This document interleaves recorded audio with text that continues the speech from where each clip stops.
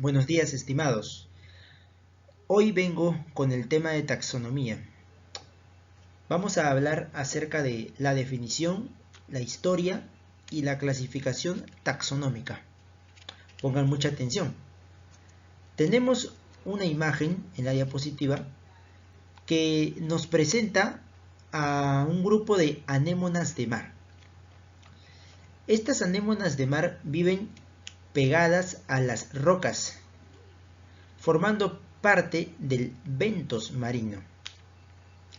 Las anémonas de mar son animales muy primitivos, tienen un cuerpo gelatinoso y en este caso son verdes y tienen la forma de un volcán.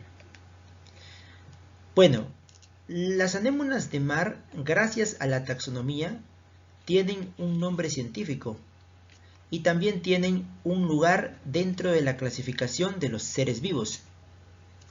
Esto importa mucho porque de ese modo el mundo puede conocer sus propiedades y también sus características.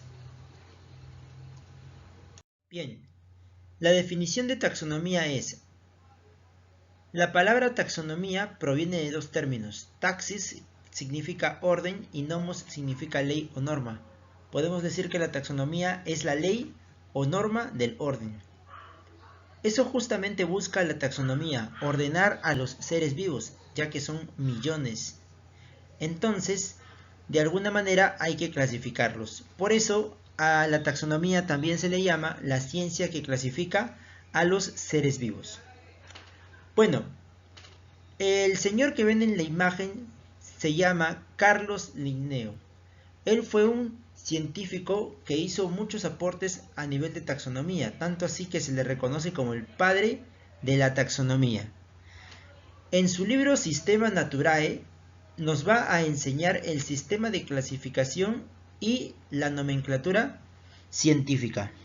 Bien, cosas que veremos más adelante. Ahora un poco de la historia de la taxonomía. Sabemos que Aristóteles es el padre de la biología, porque clasificó a los animales en aquellos que tenían sangre y no tenían sangre.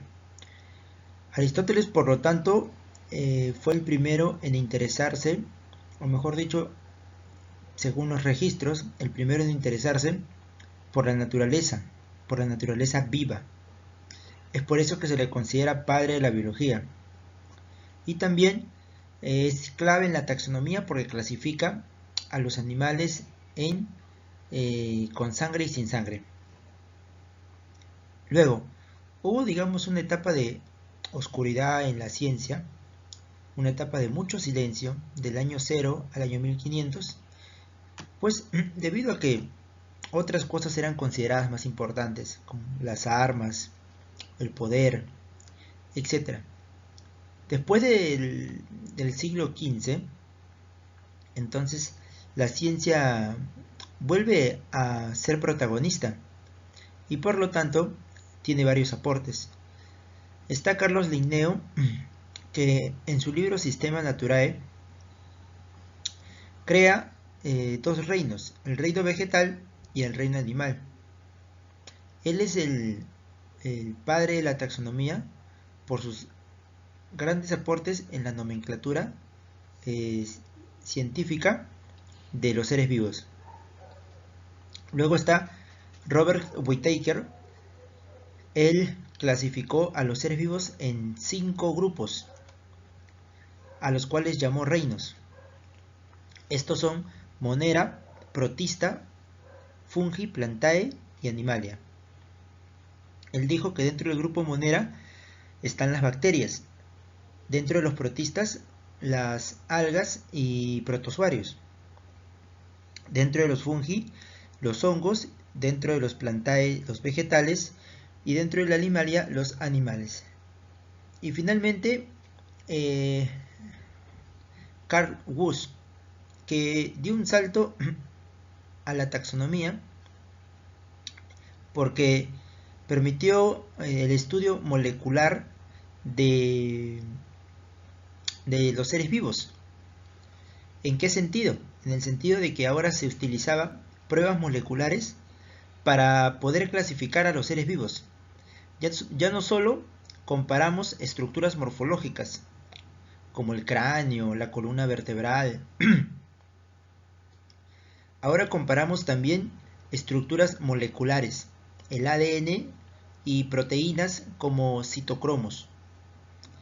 Entonces, según su comparación molecular, él propuso 3 dominios, los cuales llamó Archaea, Bacteria y Eucaria. En esos 3 dominios nosotros vamos a encontrar a todos los seres vivos. En las Archaea están las arqueobacterias, en las bacterias están las eubacterias y en las eucaria estarían todas las eucariotas. Bien. Bueno, y respecto al sistema de clasificación, podemos decir que lo planteó Linneo y es jerárquico, porque hay ciertas categorías o niveles.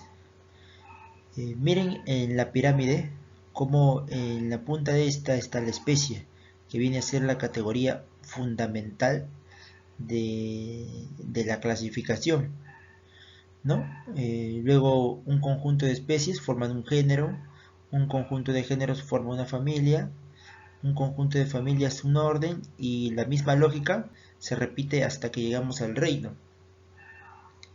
Bien, como ustedes pueden ver hay una flechita hacia abajo, ¿no? De los órganos homólogos. ¿Por qué? Porque Linneo plantea que mientras más homologías tenga el ser vivo comparado con otro, es decir, mientras más parecidos tenga, entonces estos dos seres vivos van a compartir más características, van a compartir por lo tanto más pisos de la pirámide. Ahora, si nosotros le damos un nombre a cada piso se llama taxón. Entonces, mientras más órganos homólogos tengan dos individuos, entonces más taxones va a compartir. ¿Ok? Mientras menos órganos homólogos, por lo tanto, tenga, menos taxones va a compartir. Bien, el conjunto de estos taxones se llama taxa. Bien, entonces, vamos a suponer que comparamos a un gorila y a un ser humano. El gorila y el ser humano están dentro del mismo reino, el reino animal. Comparten, en ese caso, esta categoría taxonómica, este taxón. También participan del mismo filum, porque ambos son cordados, filum cordados. También de la misma clase, la clase mamíferos. También del mismo orden, primates. De la misma familia, también, pero el género cambia. Ya no son del mismo género, ni de la misma especie. O sea, llega hasta aquí, ¿no? Y hasta aquí.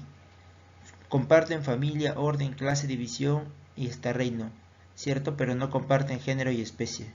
Bien, ahora, si hablamos de